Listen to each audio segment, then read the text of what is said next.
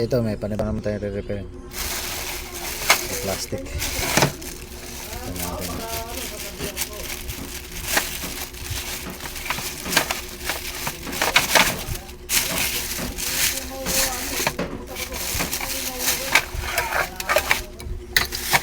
Bale itong Susan 735, ang sabi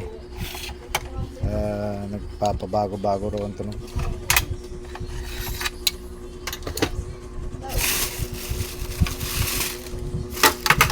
Ito naman daw yung 99 na to, re-repairin, kukuha na ng pyesa dito sa isang inverter din na sira. Dito na lang daw ikuha ng pyesa. Bale, ito muna unahin kong gagawin. Bale, ang model niya 999 00 watts. Ayan.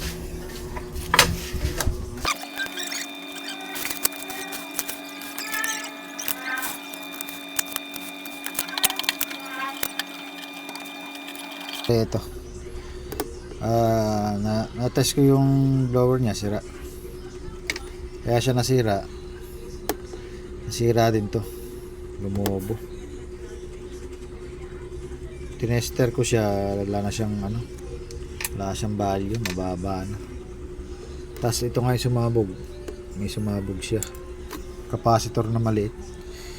Ang kuwan niya, value niya 47 UF by 25 volts. Sabog siya. Bali dito siya sumabog, ayan, sa may board. Ayan, naiwanan pa ibang mga pagsabog niya. Bali para matest ko kung buo pa yung PWM niya, kakabitan ko muna ng capacitor na good. Subukan ko kuhanin yun nandito sa kabila. Para yun nandito. Ito, lipat ko lang doon para matesting yung PWM niya kung may signal pa. Kabitan ko muna.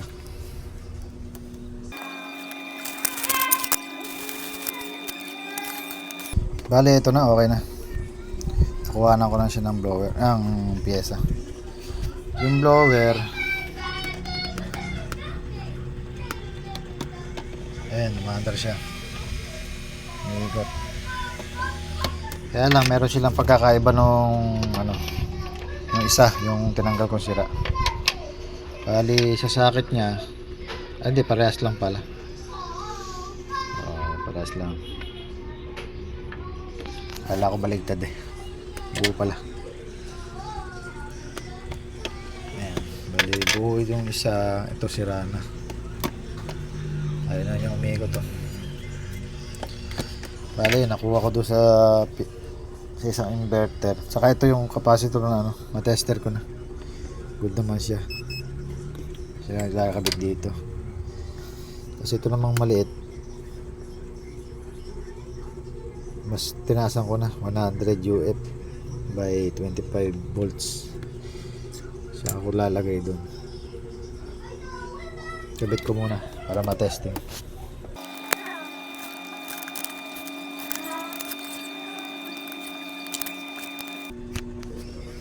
Bale ito, wala siyang signal pero maandar siya. Maandar yung blower, iilaw. Kaya lang wala siyang signal doon sa PWM nya. Repair ko pa yung PWM nya.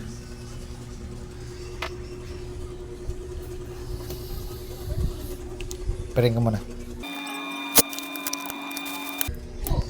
Bale ito, sunog pala yung IC nito nung nakakabit. Bali, pwede pala yung nasa kabilang inverter din, yung kinukuhanan ko ng pyesa. Tetestingin ko muna kung goods din to. Kabit ko lang.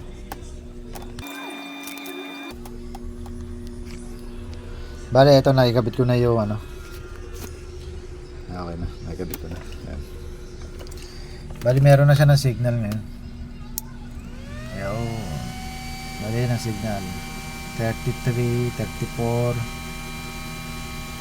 KHZ. Bali, meron na siya. Pwede na subukan. Pwede ko na ibalik yung pulse transformer na to. Kabit ko lang para matesting.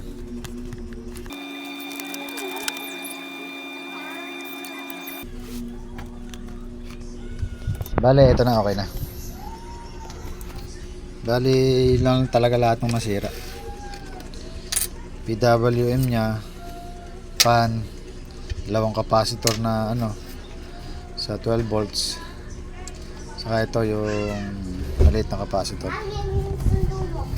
Ay, okay na to. Bale, ito maandar na siya.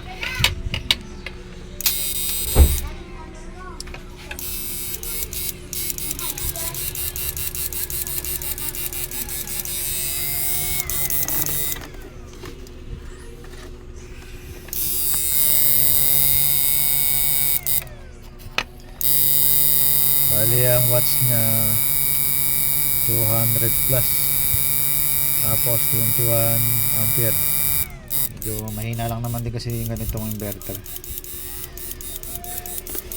pero i-adjust ko na rin ng konti, palalakasin ko na ng konti, palakasin ko lang. Bale, ito na, nalakasan ko na siya. Bale, ito na yung kinakain na niya ngayon sa baterya. Bali, 45 ampere, 530 something ang watts niya. Malaki na inilakas niya.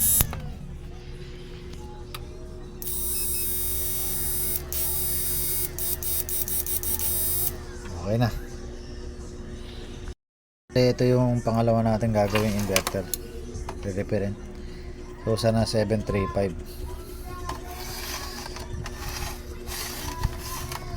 Kakalasin ko muna.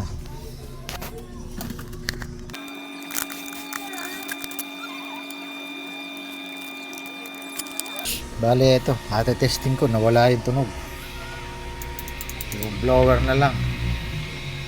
Kailangan talagang kalasin yung ano, yung pinaka board nya na ma-check ko yung pyesa. Bigla na lang nawala. Kalasin ko lang.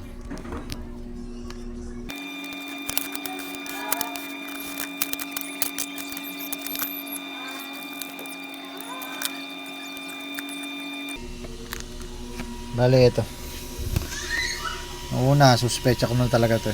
Pangkaraniwan naman sa Susan 735 nasisira ito, na-open yung loob. Bali, ang ginawa ko na lang, inirekta ko na lang siya. Yung rekta na lang. Kasi pwede namang walang capacitor yan. Tulay lang naman yan papunta sa capacitor. Dahil ibang inverter wala naman yan. Kahit naman wala yan, pwede. Under naman siya.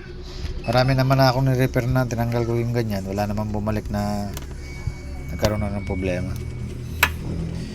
Bali, siya.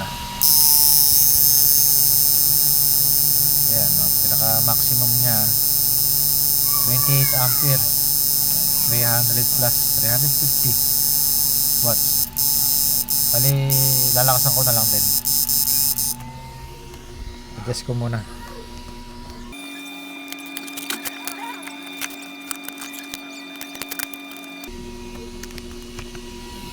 Bali, ito okay na.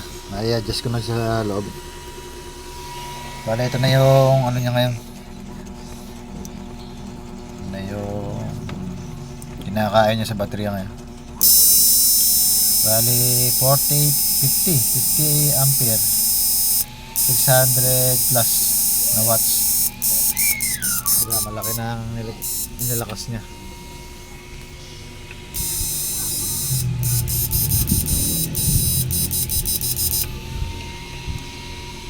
Okay naman, hindi naman siya nag-iinit. Okay na.